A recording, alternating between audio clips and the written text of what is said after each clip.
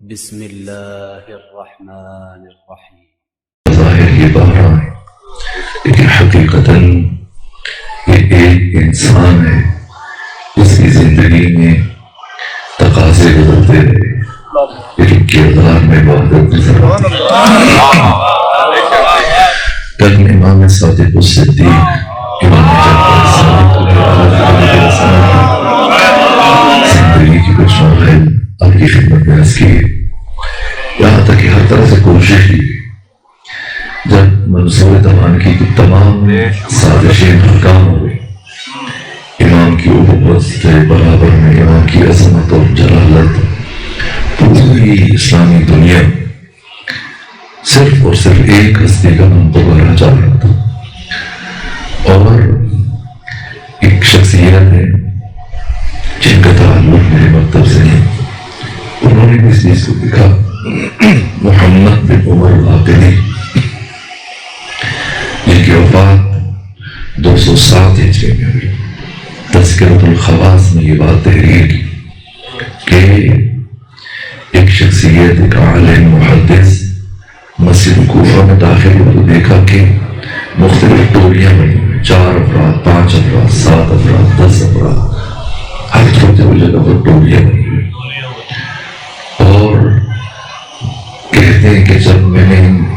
ٹولیوں کو، جماعتوں کو گنا شمار کیا تو تعداد 900 سے زیادہ ہے، اور میں جس ٹولی کے پاس جا کر رکتا تھا کہ وہ کیا بات کر رہے ہیں، علمی گفتگو چل رہی تھی، علمی مباحث اور مختلف علوم پر بات ہو رہی تھی، لیکن میں جہاں بھی رکتا تھا جس کے پاس وہاں پر جو بیان کر رہا ہوتا تھا تو اس کی زبان پر ایک ہی ہستی کا نام بلند ہو رہا تھا، یہی کہہ رہا تھا ہر ایک کہنے والا ان 900 ٹولیوں میں قال الصادق علیہ السلام۔ اس عروج تک پہنچا تب ذرا منصور ترانہ کی نیندیں ہوئی، اسے اپنی بے وقعتی کا احساس ستانے لگا، اور برابر احساس محرومیت کے سبب سے وہ اذیت اور تکلیف میں مبتلا ہوا، اور اب ہر وقت استعمال کیا، وقت نہیں کہ میں باقی پہلو اشارہ کروں، یہاں تک کہ جب اسے کچھ نہ سوچا تو اپنے مشیروں سے مشورہ کرنے کے بعد اس نے ایک انوکھی ترکیب نکالی۔ فضل ابن ربیع نے اسے مشورہ دیا کہ ایک کام کرو، اگر چاہتے ہو کہ ان کے درس پہ پابندی عائد کرو، ہر طریقہ آزما لیا، میں نے کچھ باتیں کل آپ کی خدمت میں عرض کی، یہاں تک کہ اس نے مشیروں کے مشورے سے یہ بات کہی کہ اگر کوئی جعفر صادق کے درس میں جا کے بیٹھے تو اسے سزا کے طور پر حکومت کے خزانے میں 1 درہم ٹیکس جمع کروانا پڑے گا، لیکن اگر کوئی ان کے پاس نہیں جائے گا اور ہمارے امام کے پاس جائے گا، امام اعظم سے جا کے مسئلہ پوچھے گا، تو اسے تشویق کے طور پر 1 درہم انعام میں دیا جائے گا۔ اب صحابہ اور آپ کے شاگرد جانے والے پریشان ہو گئے کہ سارا دن مزدوری کریں، کام کریں، 1 درہم کمائیں، اس 1 درہم سے گھر چلائیں، بچوں کو کھلائیں، یا پھر امام کے پاس جانے کے لیے حکومتی خزانے میں ٹیکس جمع کروائیں۔ تو اب تعداد بڑھتے کم ہوتے ہوتے بہت کم ہوئی اور چند افراد رہ گئے، تو ابو بصیر جو آپ کے خاص صحابی تھے، امام کی بارگاہ میں عرض کیا، فضل رسول ہم کوشش کر کے آ جاتے ہیں لیکن بڑی دقت چل رہی ہے، مشکل چل رہی ہے۔ امام نے فرمایا کیا ہوا؟ کہا 1 درہم دن بھر میں کوشش کر کے کماتے ہیں، اب وہ 1 درہم اگر اسے گھر چلائیں تو آپ کے پاس نہیں آ سکتے، اور آپ کے پاس ہیں تو گھر نہیں چلا سکتے، تو کیا کریں؟ مشکل کشا کا بیٹا مشکل کشا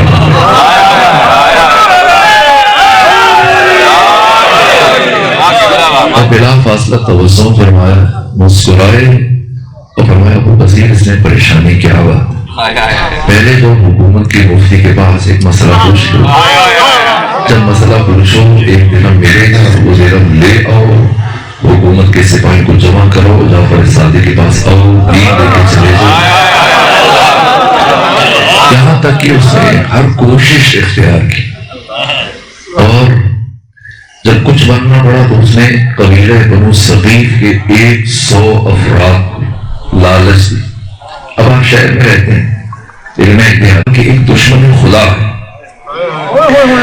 وہ دربار میں آئے گا کچھ دیر کے بعد. اگر تم ایک کام کرو کہ جیسے ہی وہ پہنچے تمہارے ہاتھ میں تلواریں ہیں اور تم اس کو ٹوٹ پڑنا، اور چونکہ تم 100 افراد ہو گے تو پھر کسی ایک پر قتل کا الزام نہیں آئے گا. تو اگر تم نے یہ کام کیا تو میں بیت المال سے تم سب کا وظیفہ معین کر دوں گا جو تمہیں ہر مہینے ملے گا، اور تم سب کو نئے گھر تعمیر کروا کے دوں. وہ سنا تو خوش ہو گیا کہ اگر ایک فرد کو قتل کر کے ہمیں اتنا کچھ ہو رہا ہے تو ہم آدھا اب تلواریں لیے حالت انتظار میں کہ ایسے میں امام جعفر صادق علیہ السلام منصور دوانقی کے دربار میں داخل ہوئے. جیسے ہی داخل ہوئے وہ ایک مرتبہ یہ 100 افراد بجائے سے کہ امام کے قتل کے لیے آگے بڑھے بغور دیکھنا شروع کیا، اور پھر کچھ لمحوں کے بعد آگے بڑھے اور امام کے قدموں میں گرے، آگ کے بوسے لینے شروع کیے اور امام کی زیارت کر کے ان کی آنکھوں سے اشک جاری ہوئے اور اس کے دربار میں رونے کی آوازیں بلند ہونے لگی. یہاں تک کہ امام آئے بیٹھے منصور دوانقی کے پاس اور فرمایا مجھے کیوں بلاتے؟ کہاں سے دعا لینے کے لیے آپ کو زحمت ہے؟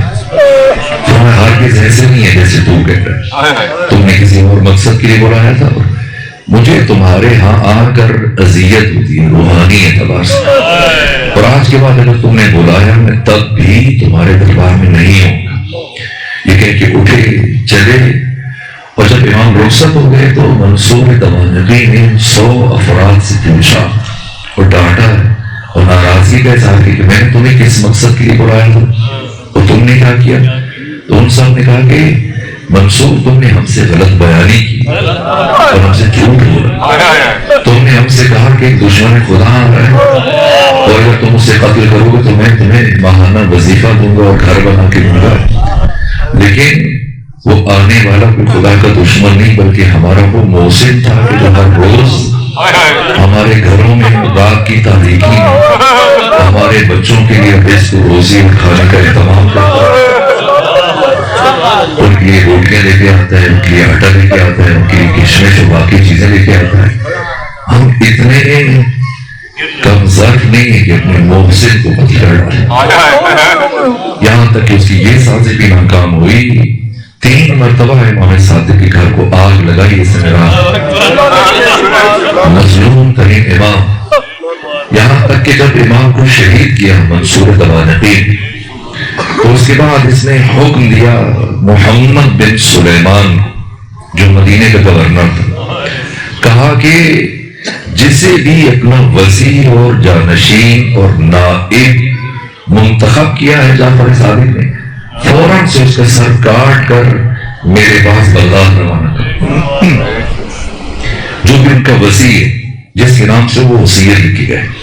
اور امام صادق اس چال سے وہ منصوبے سے باخبر حجت خدا، اس لیے وہ حکیمانہ طرز عمل اختیار کیا اور جو تحریر آپ نے لکھی بعنوان وصیت، آپ کی جو حقیقی وصیت تھی وہ اپنے فرزند کو منتقل کر دی تھی، لیکن آپ نے جو حکمت عملی کے تحت اپنے باپ کے امام کی زندگی کو بچانے کے لیے وصیت نامہ تحریر کیا رسمی طور پر، اس میں سب سے اوپر منصور دوانقی کا نام لکھا اور اس سے نیچے محمد بن سلیمان کا نام لکھا اور اس سے نیچے جناب حمیدہ خاتون کا نام لکھا اور اس سے نیچے موسیٰ بن جعفر کا نام لکھا اور اس سے نیچے عبداللہ بن جعفر کا نام لکھا. اور جب رات کے وقت آپ کے گھر کی تلاشی لی گئی، سپاہی آئے اور ڈھونڈنا شروع کیا چیزیں الٹ پلٹ کے، تو یہ تحریر اٹھائی اور اٹھا کر منصور دوانقی کے پاس بھیجی محمد بن سلیمان، اور نیچے لکھ کے بھیجا ایسی تحریر کے نیچے کہ بتائیں 5 میں سے کسے قتل کرنا اور کسے چھوڑنا. تو منصور دوانقی ایک مرتبہ چکرا کر رہے ہیں کہ اس کے وہم و گمان میں بھی یہ بات نہیں. ایک مرتبہ کہنے لگا کہ یہ ممکن نہیں کہ بعض کو چھوڑ دو بعض کو قتل کرے، اگر قتل کرنا تو سب سے پہلے میں خود کو ماروں پھر تمہیں قتل کروں. ایک حکیمانہ طرز عمل تھا. یہ اس انداز سے امام نے اپنے باپ کی حجت خدا کی جان بچائی. اور یہ امام موسیٰ کاظم علیہ السلام آپ کے فرزند چاہتا ہوں کہ آقا امام زمانہ کی بارگاہ تک پہنچے اور تھوڑا تھوڑا ذکر کریں تاکہ سلسلہ مکمل ہو جائے. یہاں تک کہ 128 ہجری میں امام موسیٰ کاظم کی ولادت ہوئی اور 148 ہجری میں 20 برس کی عمر میں آپ کی امامت کا آغاز ہوا. پھر 35 سال آپ کا عہد امامت 148 ہجری سے لے کر 183 ہجری تک، اور ان 35 سالوں میں آپ نے 4 حکمرانوں کے دور حکومت میں امامت کی ذمہ داریاں ادا کی، اور نائب امام کی حیثیت سے جس طرح سے میں نے بیان کیا تھا کسی اور مقام پر کہ 3 سال عمر تھی، وہ پونے 3 سال عمر تھی امام جعفر صادق علیہ السلام کی، جب آپ کے دادا امام علی زین العابدین نے آپ کو شام میں عبد الملک بن مروان کے دربار میں اس قدری مناظر کے ساتھ گفتگو اور مناظرے کے لیے بھیجا. اسی طرح سے 3 سال سن ہے امام موسیٰ کاظم علیہ اعلیٰ طیب و ثنا کا، اور باقی واقعات سے گریز ہے. تو امام کی یہ انداز تھا کہ باقی امام صادق کے 4000 شاگرد، البتہ سارے کے سارے ایک وقت میں آپ سے کسب فیض نہیں کرتے تھے، الگ الگ اوقات میں. تو جو شاگردان مسجد نبوی میں آپ سے کسب فیض کرتے تھے، کبھی ان میں امام موسیٰ کاظم نہیں بیٹھتے، بلکہ آپ کا بچپنے سے یہ انداز تھا کہ جب بہت چھوٹے تھے چلتے ہو مسجد جاتے، باقی افراد تلامذہ آپ کے بابا کے درس سے کسب فیض کرتے، اور امام موسیٰ کاظم کسی ایک مقام پر نماز میں مشہور ہوگا اور گھنٹوں تک برابر نماز میں مشہور ہے، اور کبھی کئی گھنٹے ایک سجدے میں گزار دیں. یہاں تک کہ امام صادق کے 4000 شاگردوں میں سے ایک شاگرد جس کا میں نے کل ذکر کیا، نعمان بن ثابت ابو حنیفہ، ایک مرتبہ درس کے اختتام پر امام کے پاس بیٹھ گئے، باقی قریبی شاگرد بھی بیٹھے، سوال و جواب سر میں. ایسے میں نعمان بن ثابت نے کہا، فرزند رسول یہ مناسب نہیں کہ آپ لوگوں کو تو سکھائیں، انہیں پڑھائیں، انہیں بتائیں، آداب زندگی تعلیم دیں، لیکن خود چراغ تلے اندھیرا. امام نے فرمایا کیا کہنا چاہ رہے ہو؟ کہ آپ دوسروں کو تو سکھاتے ہیں، زندگی کے آداب سکھاتے ہیں، معارف سکھاتے ہیں، علوم سکھاتے ہیں، لیکن خود آپ کا بیٹا آپ کے شرف سے اور آپ کے علم سے محروم. امام نے پوچھا کیوں، کیا ہوا؟ کہ دیکھیں وہ میں دیکھتا ہوں ہر روز وہ ہر وقت نماز پڑھ رہے ہوتے ہیں، مجھے بہت اچھا لگتا جب دیکھو نماز پڑھ رہے ہیں، لیکن کم سے کم آپ انہیں متوجہ کیجئے ہو، گھر جا کے بتائیے گا کہ آئندہ سے نماز کے لیے ایسی جگہ کا انتخاب کریں جہاں سے لوگوں کو گزر نہ ہو. آج کل بھی آپ نے دیکھا ہوگا ایک ٹی وی چینل ہے، وہاں پر اس طرح کی ترکیبیں سکھائی جاتی ہیں، کبھی کھیرے کاٹنے کا آسمانی اسلامی طریقہ، اور کبھی کیلے رکھنے کا اسلامی طریقہ، اور کبھی اس طرح سے نمازی کے آگے سے کیسے گزرتے ہیں، اور پھر بڑی وہ ترتیب اور ترکیب. اگر آپ میں سے کسی نے دیکھی ہو، میں نے ادھر دیکھی، مجھے سمجھ نہیں آئی. تو وہی فکر کہاں سے چلی ہے؟ یہاں سے چلی. کہا کہ آپ انہیں جا کے گھر سمجھائیے گا کہ نماز کے لیے ایسی جگہ کا انتخاب کریں جہاں سامنے سے لوگوں کو گزر نہ ہو، تاکہ ان کے خشوع خضوع اور توجہ اور انہماک میں کمی نہ رہے. امام صادق علیہ السلام نے پوچھا، نعمان بن ثابت ابو حنیفہ، آپ کو میرے عمل پر اعتراض ہے یا میرے فرزند موسیٰ کاظم کے عمل پر اعتراض ہے؟ عرض کیا، فرزند رسول آپ کے فرزند موسیٰ کاظم کے عمل پر اعتراض ہے؟ تو کہا جس پر اعتراض ہے اس سے سوال کرو، اس سے پوچھو، نہ کہ مجھ سے پوچھو. ابو حنیفہ کہنے لگے، فرزند رسول وہ 3 برس کا بچہ کیا جواب دے گا؟ فرمایا ابو حنیفہ کو تمہارا بیٹا نہیں ہے، وہ جعفر صادق کا فرزند ہے.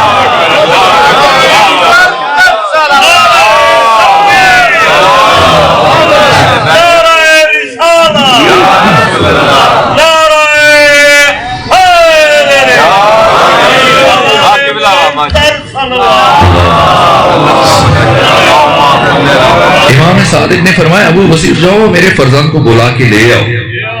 جب امام موسیٰ کاظم کو بلایا گیا، امام صادق نے بلوایا تو فرمایا کہ یہ بزرگوار ہیں، انہیں آپ کے کسی عمل پر اعتراض ہے، معترض ہیں، کچھ پوچھنا چاہتے ہیں.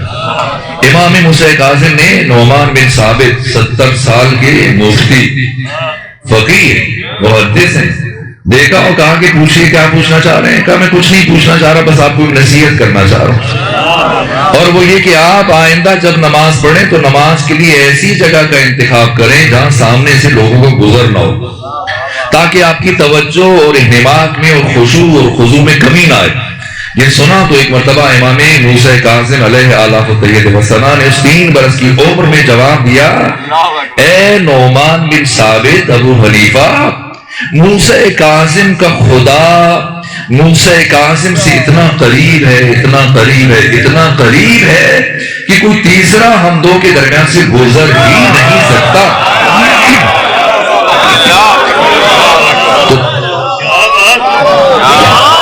جب کوئی تیسرا ہم دو کے درمیان سے گزر ہی نہیں سکتا تو پھر توجہ کم ہونے کا سوال ہی نہیں پیدا ہوتا۔ اب پشیمان ہو گئے کہ 3 برس کے بچے نے اتنے لوگوں کی موجودگی مجھے لاجواب کر دیا، شرمسار ہو گئے۔ وہ ایک مرتبہ اپنی خفت مٹانے کے لیے، اپنی شرمندگی مٹانے کے لیے کہ تب میں آپ کے علم کا اعتراف کروں اگر آپ میرے ایک سوال کا جواب دیں۔ تو امام موسیٰ کاظم نے اس سے نہیں فرمایا، پوچھئے تو پوچھنا چاہتے ہیں؟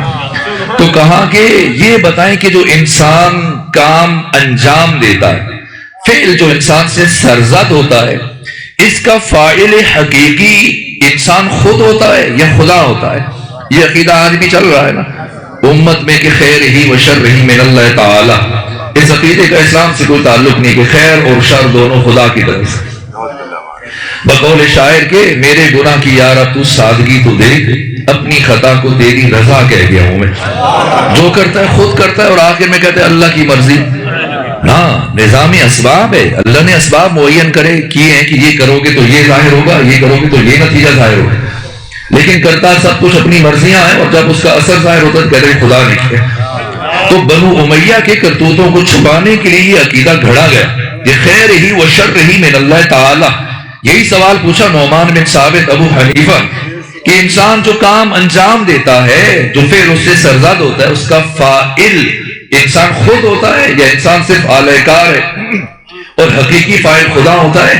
امام نے فرمایا سنیے ابو حنیفہ، انسان کے عمل کی 3 صورتیں۔ پہلی صورت یہ کہ انسان کے فعل کا فاعل حقیقتاً خدا ہے اور انسان صرف محض آلہ کار ہے، اور دوسری صورت یہ بنتی ہے کہ فاعل خدا بھی ہے اور بندہ بھی،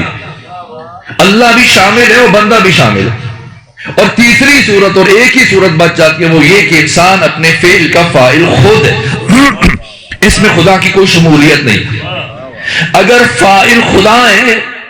اور انسان محض آلہ کار اور حقیقتاً انجام دینے والا خدا ہو، اور قیامت کے دن محشر میں جب پروردگار حساب کرے تو اس عمل کی سزا خود کو دینے کے بجائے بندے کو دے دے، در حالی کہ فاعل وہ خود ہے، لیکن سزا بندے کو دے اور اسے جہنم میں ڈال دے، یہ خلاف عدل الہی ہے۔ اور اگر فاعل بندہ بھی ہے اور خدا بھی ہے، لیکن قیامت کے دن حساب و کتاب کے بعد پروردگار بندے کو تو سزا دے اور خود کو بچا لے، یہ بھی خلاف عدل الہی ہے۔ لا محالہ ایک ہی صورت بچ جاتی کہ انسان اپنے ہر فعل کا فاعل خود ہے، اس میں خدا کی کوئی شمولیت نہیں۔ یہ امام موسیٰ کاظم یہ صدر سے نہیں ہے، یہ انداز ہے، یہ بچپن